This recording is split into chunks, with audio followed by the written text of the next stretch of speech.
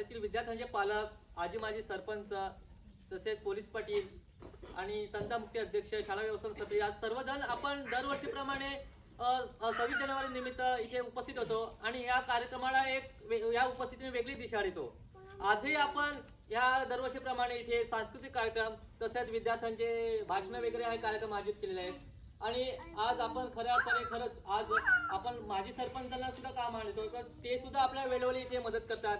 गावातील सर्वजण असं सहकार्य करत असतात, त्यामुळे आपला गाव बऱ्यापैकी आता विकासाच्या दृष्टीने चालवलं करत आहे.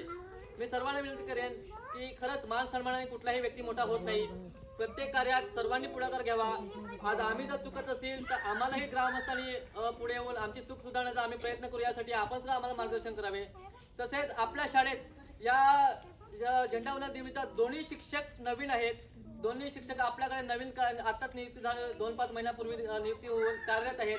दोन्ही शिक्षक अगदी मनापासून इथे कार्य करतात आणि सर्व पालक वर्ग सुद्धा त्यांच्या या वर्तणुकीला त्यांच्या कारकिर्दीला पाहून मदत करायला येतोय. आता नुकताच 1 महिन्या अगोदर आपल्याकडे नवीन शिक्षक नियुक्त झाले आहेत. तेही आज एवढा 75 किलोमीटर प्रवास करून टोटल एकूण येणं जाणं 150 किलोमीटर प्रवास करून ते आज इथे एवढ्या लांब आपल्या शाळेवर विद्यार्थ्यांना घडवण्यासाठी, विद्यार्थ्यांना एक दर्जा शिक्षण मिळवण्यासाठी देण्यासाठी येत आहेत. त्यांचे तर मी मनापासून आभार मानेन. आणि मी आपल्या या दोन्ही शिक्षकांना विनंती करेन, आपल्या भूषण सरांना पण विनंती करेन की खरंच आपलं कार्य मी पाहत आहे, आपल्या गावकरी पाहत आहे, खूप अतिशय उत्कृष्टरित्या आपण विद्यार्थ्यांना दर्जेचं शिक्षण देतात.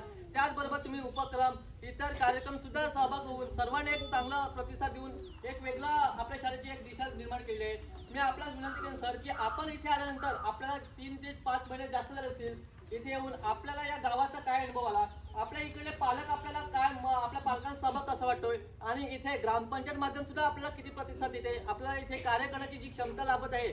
आपण या गावानिमित्त आणि या निमित्त आपण थोडं 2 शब्द बोलावे की जेणेकरून आपल्याला अजून काय अपेक्षा आहे गावकऱ्यांकडून, ग्रामपंचायतकडून, जेणेकरून आपल्याला शाळेत शिकवण्यासाठी एक उत्साह निर्माण होईल. तर आपण 2 शब्दात थोडक्यात आपण आपलं मनोगत व्यक्त करावं. उपस्थित ग्रामस्थ, सरपंच, उपसरपंच आणि महिला वर्ग तसेच अंगणवाडी कार्यकर्ते, आपल्या आशाबाई असतील, सर्व आपल्या या आज प्रजासत्ताक दिनाच्या कार्यक्रमानिमित्त आपण हजर झालेत, त्याबद्दल मी सर्वप्रथम सर्वांचे आभार मानतो. सहभाग बघायला गेलं तर मी ज्या दिवशी पहिल्या दिवसापासून आले तेव्हापासून तुमचा संपर्क आला मला. तेव्हापासून म्हणजे प्रत्येक मुलाचे पालक शाळेमध्ये काय चाललंय हे नीट सर्व लक्ष असतं. म्हणजे आम्हाला काय गरज आहे ते सर्व वस्तू आम्हाला उपलब्ध करून देतात. कोणती पण गोष्ट असो, आपल्याला जर गरज पडली तर वेळोवेळी धावून येतात. सचिन भाऊ असतील, दुर्गेश भाऊ असतील, सर्व विद्यार्थ्यांचे पालक